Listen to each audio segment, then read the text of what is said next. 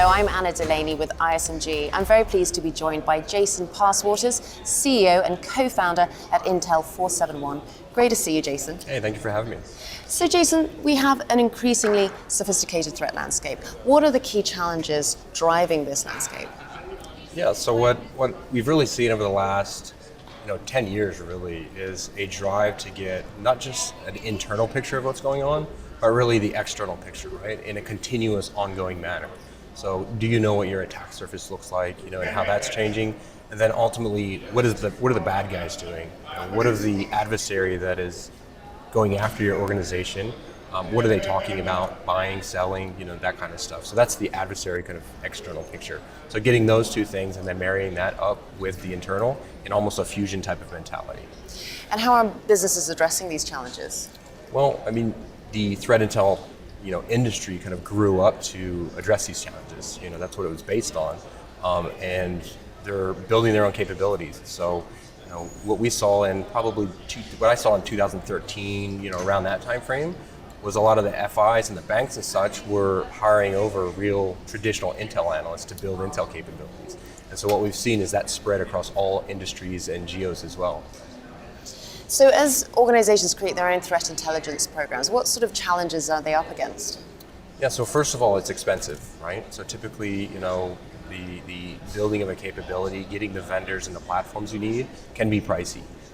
In particular, in the last couple of years where we've seen a lot of budget pressure, that matters a lot. So that's one challenge. And then also really showing relevance. Like what you see a lot of times is folks don't employ like a crawl, walk, run where, hey, where should I be supporting my org first? What does my leadership really care about? For instance, if you have no attack surface visibility, but you want to go track threat actors, it's a bit cart before the horse. Or if your CISO and leadership are most worried about, say, patch prioritization and vulnerability management, well, that's where you should start to kind of show your relevance and show your value to the organization. And that will justify further investment and then building the capability out to support the broader business. How are you seeing organizations operationalizing their threat intelligence programs to meet the needs of the business? Yeah, so in the earlier days of threat intelligence, really what folks were doing was just, they were consuming reporting, they were reading reports and kind of linking things together.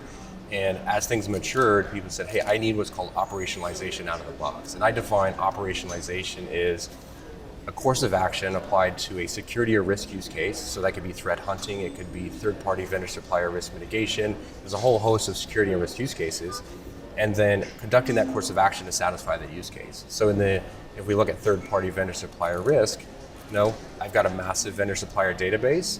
I need to understand the external, situation with compromise, the risk of compromise to those, and then marry that up so I can, assess the risk and act. So that's an operationalization example. And you've just recently acquired Cyborg Security. Mm-hmm. Can you just talk about that acquisition and how that helps you address the needs of your customers? Sure. So it goes right back to the operationalization challenge, right? Intelligence is great, but if I can't operationalize it and action it, it's not that much value to my organization.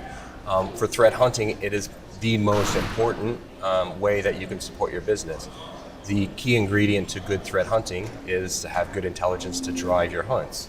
So Cyborg was at the forefront of that industry. They create behavioral and TTP-based hunt packages. We provide the intelligence to make that even better and to make more of them, and then they maintain them in an ongoing way. And then out of the box, organizations can execute hunts that are high fidelity and high value. And how can a cyber intelligence platform address the needs and the issues like third-party risk management? So those use cases are key. So the platform needs to support all of the use cases. We've come up with about 45 what I consider security and risk use cases. And the platform and the data model behind all the intelligence, it needs to make it trivial for analysts or even third-party systems to conduct those courses of action. So to marry up that compromised vendor, in say South America with my vendor-supplier database that is constantly changing as well, and then alert an analyst to that, or do a risk scoring on that, whatever it may be. So your platform needs to do support to all those use cases right out of the box. And that creates efficiencies across your team. You now no longer have to build a massive team of analysts, to operationalize it manually. And now you're providing real value to your organization. Mm-hmm. What's your advice to companies as to where they start? How do they begin? Yeah, so again, it goes back to employing a crawl, walk, run type of mentality. I see threat intelligence on a spectrum of maturities. In the beginning, you want to make sure you're getting visibility of your attack surface first and foremost. Like, what does that look like?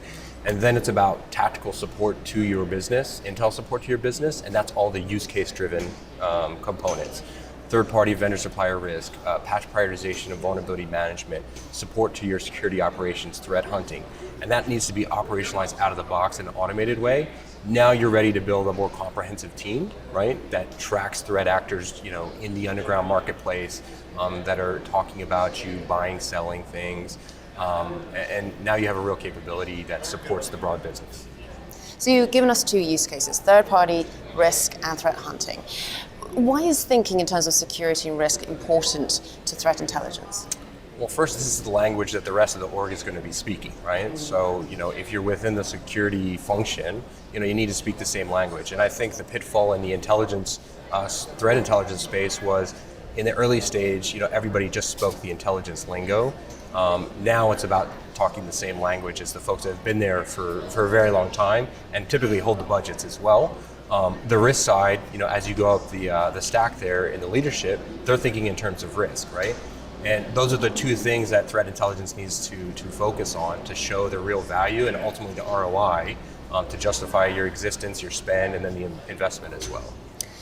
What are the future trends that you're watching in this space? Of course, everybody's talking about AI. I'm looking at that from an intellectual property and privacy perspective as well.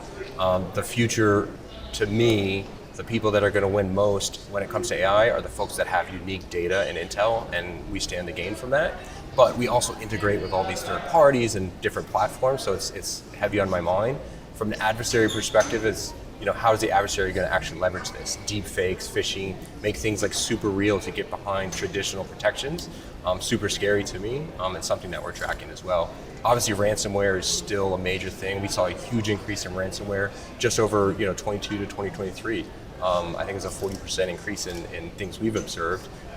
So that's always going to be a threat. Those things coming together, where it goes, if you're not keeping abreast of that external situation on an ongoing way, there's a lot of risk to that. Jason, it's been a pleasure talking with you. Thank you so much for your time and insight. Likewise. Thank you. And thanks so much for watching. For ISMG, I'm Anna Delaney.